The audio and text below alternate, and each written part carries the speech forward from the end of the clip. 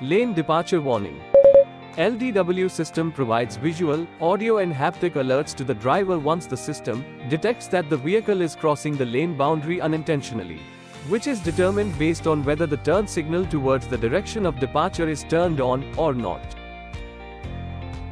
When lanes are not detected, LDW will be in standby mode, no lanes are displayed, and telltale illuminates in white color. When lanes are detected, the lane marking in instrument cluster will turn to green color and LDW telltale is displayed in green color. When the vehicle gets closer to either the left or the right lane boundary, the LDW telltale will blink and the lane marking color of respective side will change to yellow color. Also, haptic and audio alert will be provided to warn the driver about lane departure. The warning will be stopped either when vehicle changes the lane completely or if the vehicle returns back to original lane. Notice: